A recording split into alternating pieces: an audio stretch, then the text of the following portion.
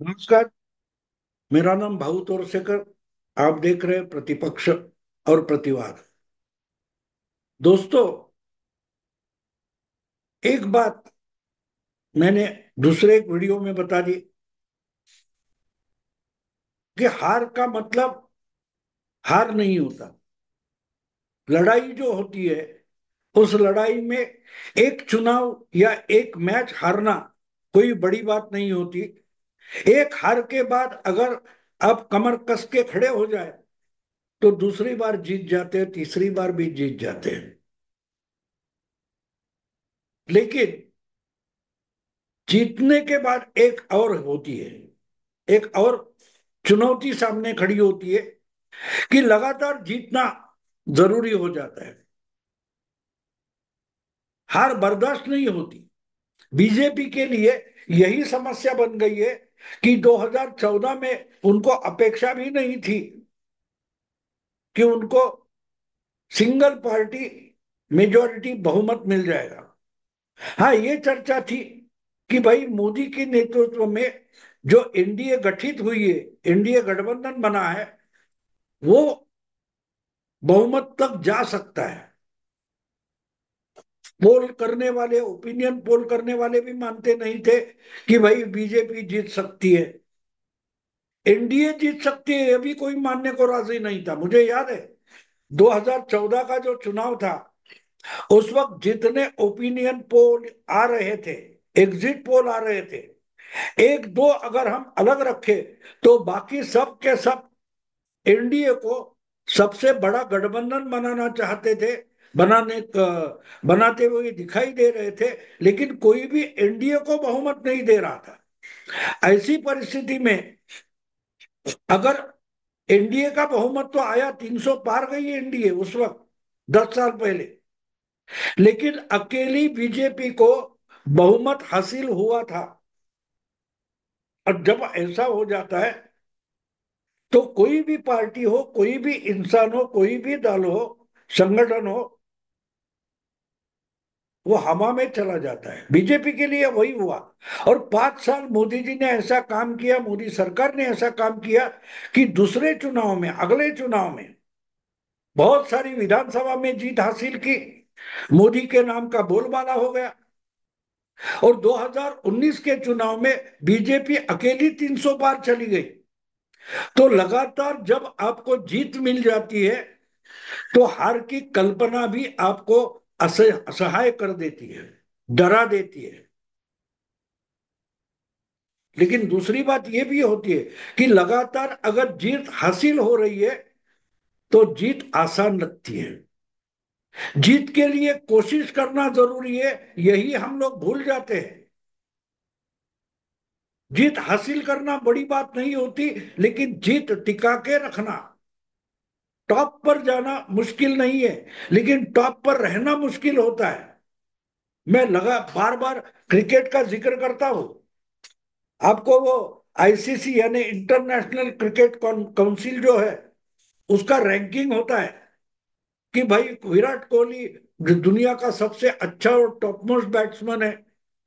लेकिन 2-3 महीने में आंकड़े बदल जाते हैं, उसका नंबर 2 या 3 पर चला जाता है, दूसरा ही कोई एक नंबर पर आता है। तो एक नंबर पर जाना मुश्किल जितना नहीं है, उससे भी ज्यादा मुश्किल वहां टिके रहना होता है, टॉप पर टिके रहना जरूरी होता है। क्योंकि दूसरा कोई कोशिश करता रहता है कि आपको डिसलॉज कर दे, वहां से ढकेल कर हटा दे और खुद एक नंबर बन जाए। तो जीत वही होती है। जीत का मामला समझना इसीलिए जरूरी होता है। अब देखिए, लगातार 2014 और 2019 में बीजेपी को बड़ी जीत हासिल हो गई। तो इनका लगा कि बस बीजेपी नाम है इसलिए हम जीतते हैं, मोदी जी हमारे नेता है तो मानो एटीएम कार्ड जैसी बात है, कार्ड अंदर डालो, नोट बाहर निकल आते हैं, वैसे वोट बाहर निकल आएंगे। ये एक सोच बन गई। और उस सोच ने बीजेपी को 2014 में बड़ा धक्का दिया है।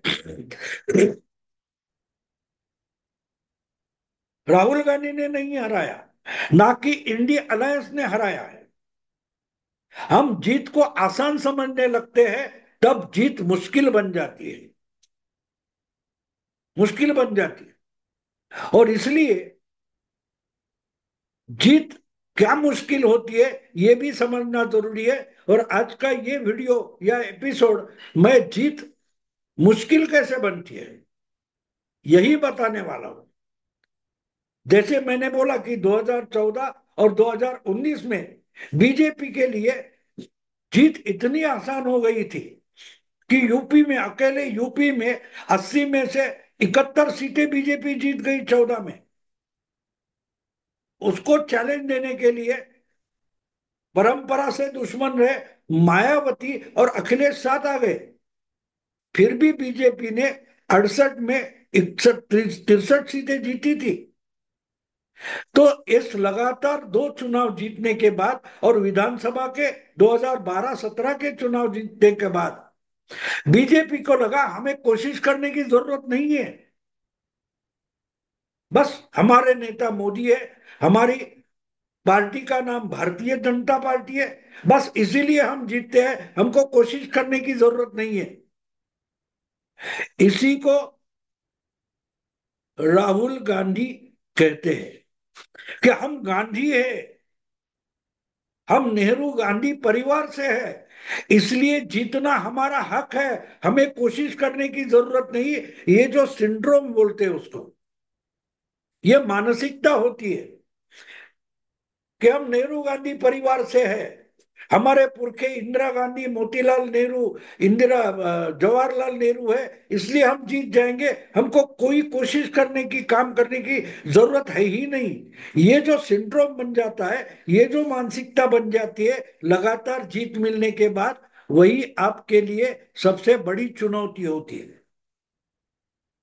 मैं मानता हूं कि 2014 और 2024 के दरम्यान के 10 साल है, उसमें आहिस्ता आहिस्ता बीजेपी में ये मानसिकता, ये सिंड्रोम आने लगा कि हमको कोई हरा नहीं सकता। ये भूल गए कि यही सिंड्रोम कांग्रेस का था। इस देश की सत्ता सिर्फ कांग्रेस चला सकती है, ना कि और कोई पार्टी चला सकती है। तो जीत ही कांग्रेस के लिए पहले 50 सालों में एक चुनौती बन गई थी। कांग्रेस को कोशिश करने की जरूरत ही महसूस नहीं होती थी। किसी भी पत्थर को लाकर खड़ा कर दो तो लोग मत्था टेकेंगे, ये मानसिकता कांग्रेस की बन गई। और वहीं से कांग्रेस हारने की शुरुआत हो गई थी, क्योंकि दूसरा कोई कोशिश कर रहा था। वो समाजवादी पार्टी थी, वो जनसंघ बीजेपी थी, वो कम्युनिस्ट पार्टी थी, अलग अलग पार्टियां थी जो अपनी तरीके से पूरे देश में फैलकर कांग्रेस को हराना चाहती थी। और हराना, उनके लिए हराना मुश्किल था, तो गठबंधन बनाती थी। लेकिन कोशिश जब कांग्रेस भूल गई, तब कांग्रेस की हार शुरू हो गई। और वही सिंड्रोम पिछले 10 साल में बीजेपी में आहिस्ते आहिस्ते आने लगा था। उसका परिणाम 10 साल में दिखाई दिया कि बस हमारे नेता मोदी है, जीत हमारा हक है। तो ये भूल गए थे कि दूसरा भी कोई कोशिश कर रहा है आपको हराने की और खुद को जीत हासिल करने की। दूसरा कोई कोशिश कर रहा था, वो ऑल इंडिया लेवल पर नहीं होगा, लेकिन अलग अलग राज्यों में था, अलग अलग राज्यों में था। तो कहने का मतलब ये है दोस्तों, जीत आसान भी हो सकती है, लेकिन जीत एक चुनौती होती है। एक बार जीत गए तो वो जीत कायम रखने के लिए आपको हमेशा की कोशिश जरूरी होती है। बीजेपी यही बात भूल गई थी, इसलिए किसी को भी कैंडिडेट बना दो, किसी को भी कहां से भी लड़ा दो, ये जो मानसिकता आ गई थी वो वहीं से आती है। और बस अब हमें हराने वाला कोई नहीं, ऐसी सोच बदलते जाती है। तो जब जीत बीजेपी के लिए एक समस्या बन जाती है, तो कांग्रेस के लिए भी जीत एक समस्या और एक चुनौती बनेगी। उद्धव ठाकरे हो, अखिलेश यादव हो, ममता दीदी हो, शरद पवार हो, हर कोई इंसान है, उनके लिए भी जीत एक चुनौती बनकर सामने आती है।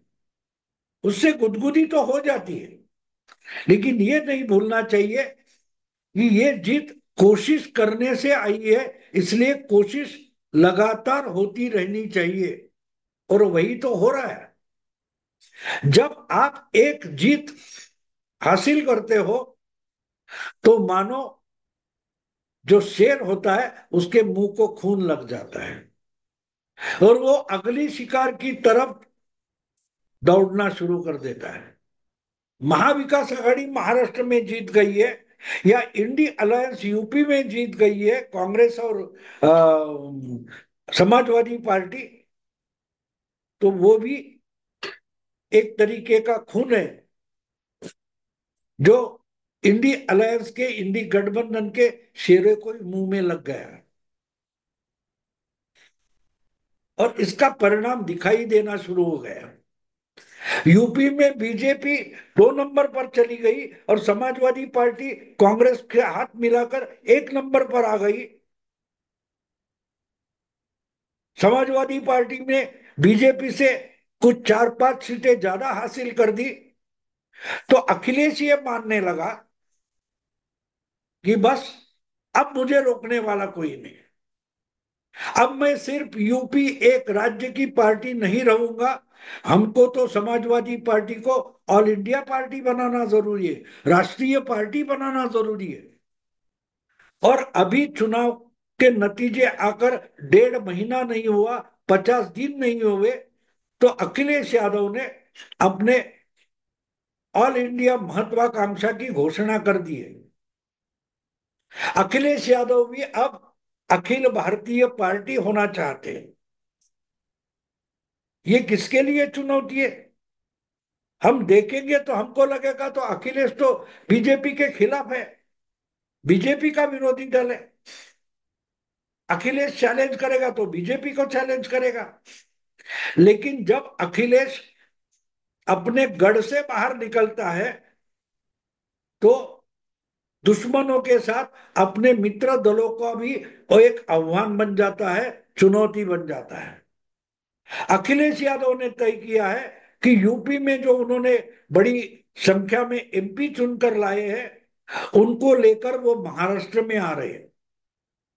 याद रखिए, याद रखिए, अखिलेश की समाजवादी पार्टी 18वीं लोकसभा में तीसरे नंबर की पार्टी है, उनके कुछ 37 एमपी है। कांग्रेस के 99 के बाद तीसरे नंबर की पार्टी अखिलेश की है। लेकिन उनके पूरे के पूरे 37 एमपी सांसद सिर्फ यूपी से चुनकर आए हैं, सिर्फ यूपी से चुनकर आए। अब ये बात है कि अगर आप यूपी से चुनकर आए हो तो आप सिर्फ यूपी के ही पार्टी हो और यूपी के ही नेता हो। जैसे मायावती थी, मायावती की बहुजन समाज पार्टी सिर्फ यूपी की ही पार्टी थी, लेकिन पिछले 25 साल में मायावती लगातार ऑल इंडिया पार्टी बनकर रिकॉग्नाइज हुई है। लेकिन यूपी के बाहर उनके एमपी कभी कभी चुनकर आए होंगे, एक आध दो, लेकिन यूपी के बाहर मायावती की ताकत बिल्कुल नहीं थी। अखिलेश भी या उनकी समाजवादी पार्टी भी यूपी के बाहर महाराष्ट्र या मध्य प्रदेश हो या और बिहार में वगैरह चुनाव लड़ती थी, लेकिन उनकी ताकत या संगठन नहीं था। वो अखिलेश यादव अब ऑल इंडिया बनना चाहते हैं, और इसलिए इन्होंने अपने यूपी से चुनकर आए 37 सांसद जो है उनका स्वागत समारोह महाराष्ट्र में रखने की घोषणा कर दी है और डिक्लेयर कर दिया। अगला विधानसभा चुनाव जो 2-2.5 महीने में होने वाला है, वो महाराष्ट्र का चुनाव अखिलेश अपनी ताकत पर लड़ेंगे। कम से कम 30 साल से, 3 दशकों से अखिलेश की या मुलायम की समाजवादी पार्टी महाराष्ट्र में है, कभी भिवंडी से, कभी मालेगांव से और मुंबई से उनके एक दो तीन चार एमएलए भी चुनकर आए हैं। आज भी अबू आजमी और शायद मालेगांव का जो एमएलए है वो अखिलेश के पार्टी का है। लेकिन महाराष्ट्र में राज्य स्तर की पार्टी करके रिकॉग्नाइज करे, ऐसी भी इनकी ताकत नहीं है। 25-30 सीटें लड़कर 6-7 सीटें भी लाने की ताकत या संगठन अखिलेश के पास नहीं है। महाराष्ट्र में तो अखिलेश की समाजवादी पार्टी मुस्लिमों की पार्टी मानी जाती है। इसलिए जब ओवैसी आ गए तो अखिलेश की पार्टी का जो वोटर बेस था वो ओवैसी खींच कर ले गए। आज वही अखिलेश महाराष्ट्र में आना चाहते, तो अखिलेश यानी समाजवादी पार्टी महाराष्ट्र में किसके लिए चुनौती बनने वाली है? एक तरीके से मैं मानता हूं कि अखिलेश एक सौगात लेकर आ रहे हैं उद्धव ठाकरे के लिए। क्योंकि उद्धव ठाकरे पिछले लोकसभा चुनाव में 9 सीटें जीत गए, उसमें से कम 3-4 सीटें मुस्लिम वोट के कारण जीत गए। मुंबई की तो तीनों सीटें उद्धव ठाकरे ने जीत ली, वो मुस्लिम मतदाता के ध्रुवीकरण के कारण जीत लिए। तो ये मतदाता मुस्लिम वोटर जो है वो हमेशा टैक्टिकल वोटिंग करता है, वो बीजेपी को हराने वाले कैंडिडेट के पीछे खड़ा हो जाता है। और इसलिए इसलिए बात साफ है, अखिलेश अगर महाराष्ट्र में अपनी ताकत पर चुनाव लड़ना चाहता है तो वो मुस्लिम वोटर है उसकी ताकत पर चुनाव लड़ना चाहता है। महाराष्ट्र में बीजेपी और बीजेपी की महायुति को महागठबंधन महाआघाड़ी के गठबंधन ने हराया है, तो उसका कारण माना जाता है कि मुस्लिम वोटर इंडी अलायंस के साथ या महाविकास आघाड़ी के साथ चला गया, उसका नुकसान बीजेपी को या महायुति को उठाना पड़ा। लेकिन वो वोटर टैक्टिकल वोटिंग करने वाला है जिसको हम मुस्लिम मतदाता बोलते हैं। अगर वो वोटर अपनी राजनीतिक पार्टी करके समाजवादी पार्टी को मानता है तो विधानसभा की चुनाव में वो पूरी ताकत से अखिलेश के साथ चला जा सकता है। अभी अभी पिछले चुनाव में ईशान्य मुंबई में संजय दीना पाटिल जो उद्धव ठाकरे के एमपी चुनकर आए, उनको सबसे बड़ा मताधिक्य अबू आजमी समाजवादी पार्टी के जो एमएलए है उनके विधानसभा क्षेत्र में सबसे बड़ा मताधिक्य मिला है, जिससे पलड़ा उद्धव ठाकरे का भारी हो गया। अगर वही मुस्लिम वोटर पूरी ताकत से अबू आजमी यानी अखिलेश के साथ जाना चाहेगा तो वही बात मध्य उत्तर लोकसभा क्षेत्र के अणुशक्ति नगर चुनाव क्षेत्र में होगी, और वही मालेगांव में होगी, भिवंडी में होगी, और जहां जहां मुस्लिम बहुल इलाके हैं वहां का मुस्लिम वोटर जो है मतदाता है वो अखिलेश के साथ चला जाएगा। और ये अखिलेश ने जाना है, पहचाना है। अखिलेश बिल्कुल अपने पिता की रणनीति आजमाने की कोशिश कर रहे हैं। 30 साल पहले 1995 में जब विधानसभा चुनाव हुआ था, उस वक्त अचानक से यूपी के मुख्यमंत्री होते हुए मुलायम सिंह मुंबई पहुंचे थे, और मुंबई में उन्होंने कोई जाहिर प्रोग्राम तो नहीं किया, लेकिन अपनी पार्टी की मुंबई महाराष्ट्र की शाखा बनाई, जिसमें अबू आजमी 92 के बॉम्ब स्फोट के आरोपी थे, उनको जेल होते हुए भी मुंबई के समाजवादी पार्टी का अध्यक्ष बनाया था। जो अबू आजमी राजनीति में थे ही नहीं, वो जेल में थे, आरोपी करके उनको बॉम्ब ब्लास्ट में जेल में रखा गया था। तो उनको मुलायम ने अपनी पार्टी का मुंबई का अध्यक्ष बनाया था। और मुंबई में जो मुस्लिम लीग नाम की ओरिजिनल मुस्लिम पार्टी थी, वो तोड़कर 11 कारपोरेटर मुलायम की पार्टी में चले गए थे, और उसमें से 2 आगे चलकर विधानसभा चुनाव जीते थे। तो वही राजनीति अब फिर से 3 दशकों के बाद मुलायम के पुत्र अखिलेश आजमाना चाहते हैं। तो उस चुनाव में सीधा सीधा ध्रुवीकरण हुआ था, पोलराइजेशन हुआ था। पूरा मुस्लिम वोटर कांग्रेस को छोड़कर समाजवादी पार्टी के साथ चला गया था। तो जिस मुस्लिम मतदाता के भरोसे पर उद्धव ठाकरे आज मुंबई में ज्यादा से ज्यादा सीटें लड़ने की उम्मीद जता रहे हैं, उनके लिए अखिलेश यादव सौगात लेकर आ रहे हैं। जब खुद मुस्लिम वोटर होता है, देखिए, जो मुस्लिम मतदाता मुंबई में उद्धव ठाकरे के साथ खड़ा था, उद्धव ठाकरे के उम्मीदवार को वोटिंग कर रहा था, उसने संभाजी नगर औरंगाबाद में उद्धव के उम्मीदवार चंद्रकांत खैरे को वोट नहीं किया, ओवैसी के उम्मीदवार इम्तियाज जलील को वोट किया था।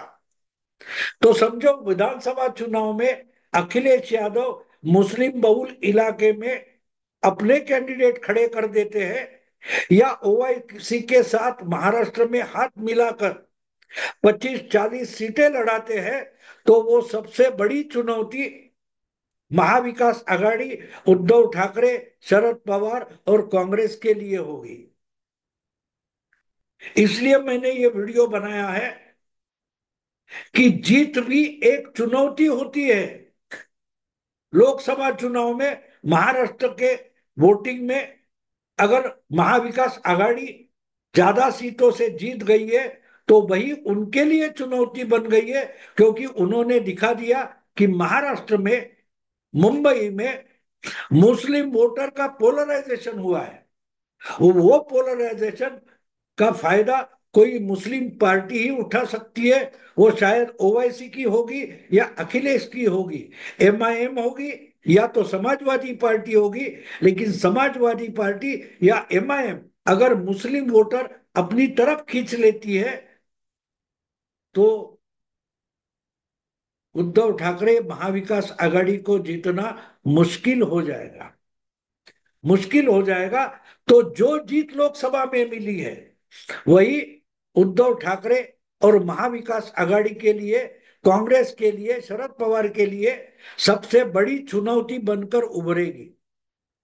और वही बीजेपी के लिए सौगात बन सकती है, महायुति के लिए सौगात बन सकती है।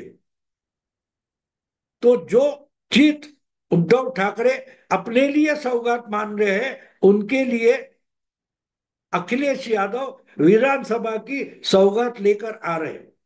देखते हैं दोस्तों क्या होता है। आज के लिए यही रुकता हूं। आपको अगर वीडियो पसंद है तो लाइक कीजिए, शेयर कीजिए, और प्रतिवाद चैनल के लिए सब्सक्राइब कीजिए, जो 15 अगस्त के बाद सिर्फ हिंदी के लिए मेरा चैनल रहेगा। नमस्कार।